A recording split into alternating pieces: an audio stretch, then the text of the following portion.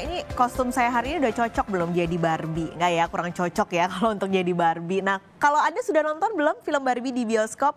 Masih tayang di Indonesia karena baru tayang sekitar sepekan sejak tanggal 19 Juli. Nah, kalau Anda belum nonton, Anda bisa nonton trailernya dan di trailernya tersebut film Barbie ini menyematkan kalimat kalau Anda pencinta Barbie, ini adalah film untuk Anda. Tapi kalau Anda membenci Barbie, ini juga adalah film untuk Anda. Jadi artinya pembuat film Barbie ini yakin betul kalau film Barbie ini bakal ditonton semua kalangan.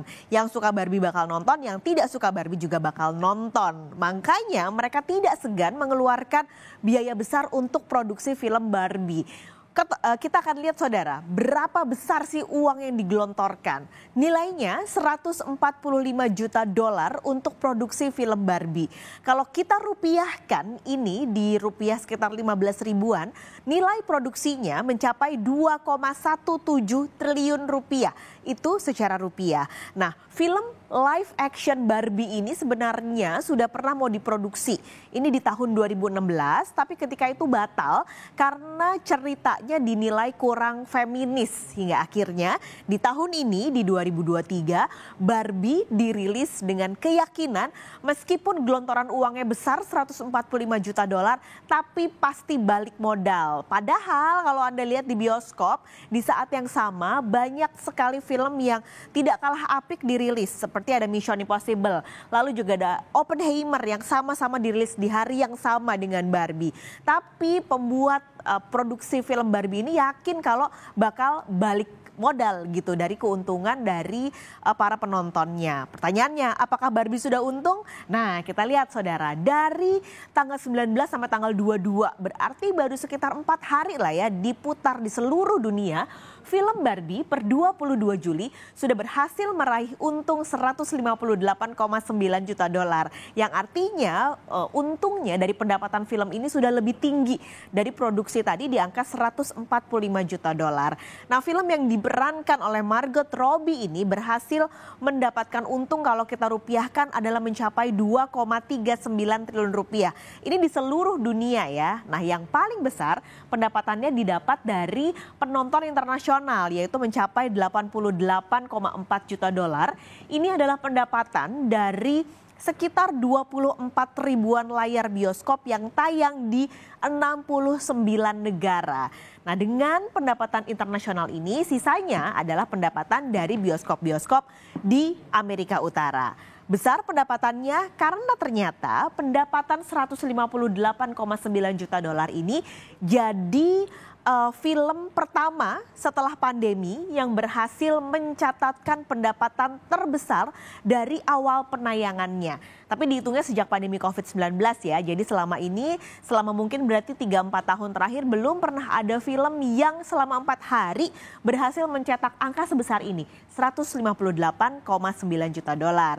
Nah, jadi sebenarnya rumah produksi Warner Bros, karena ini di bawahnya Warner Bros, terbilang sukses ya menggelontorkan dana besar karena Barbie ternyata menjadi film ketiga dengan dana terbesar yang pernah dikeluarkan oleh Warner Bros untuk produksi film. Setelah yang pertama adalah Harry Potter and the Deathly Hallows, dan juga yang kedua film terbesar adalah Batman 5. Nah, ini jadi film ketiga yang dananya cukup besar digelontorkan oleh Warner Bros. Nah, ternyata yang kena cuan dari momentum film Barbie ini juga tentu adalah perusahaan pemproduksi Barbie, yaitu Mattel.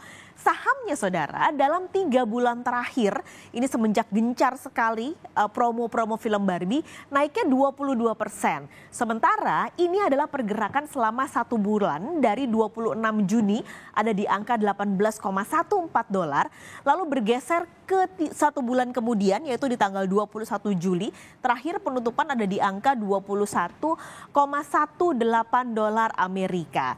Nah, dalam 1 bulan terakhir artinya pergerakan saham Mattel ini naik sekitar 3%. Tapi memang di hari-hari terakhir nih ya, sekitar di sini saudara, di 5 hari terakhir ini saham Mattel mulai masuk ke zona merah meski sebenarnya turunnya cukup tipis di bawah 1%, yaitu 0,09% kalau melihat dari perdagangan Kamis ke hari Jumat dan ditutup di angka 21,18 dolar.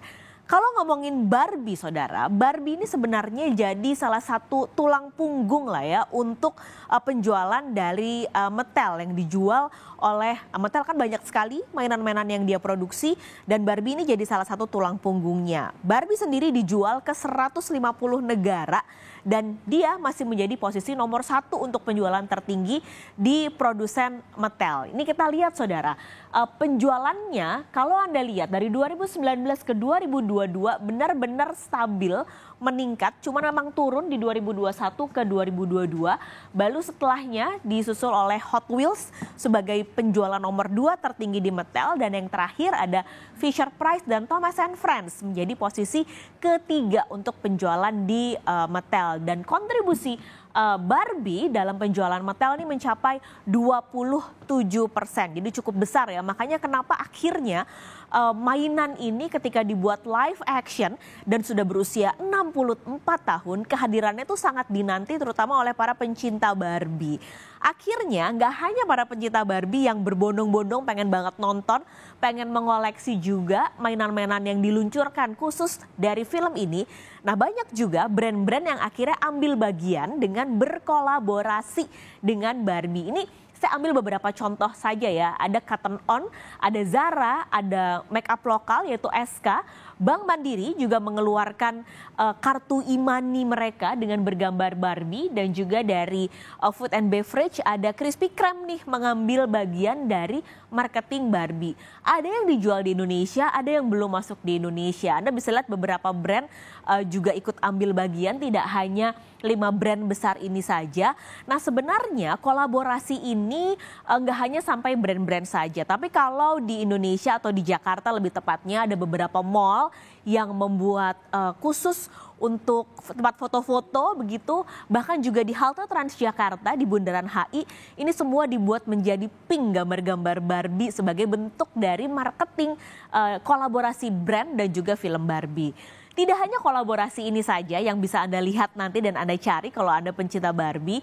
Nah, kalau Anda sudah nonton di film tersebut juga banyak sekali produk placement yang mungkin kalau Anda nonton Anda nggak sadar kalau itu adalah produk placement. Bahkan ada 100 brand yang masuk dan menempel dalam film Barbie. Saya udah nonton tapi saya sendiri nggak ngitung dan nggak bingung 100 itu yang mana saja ya. Karena saking produk placementnya tidak terlalu terlihat dan kentara di film Barbie tersebut. Jadi Anda penasaran pengen nonton, silahkan. Tapi Bapak Ibu ingat, ini bukan film untuk anak-anak karena tertera bahwa ini adalah film untuk 13 tahun ke atas ya. Jadi jangan ajak anak Anda yang belum mencapai umur 13 tahun untuk nonton film Barbie.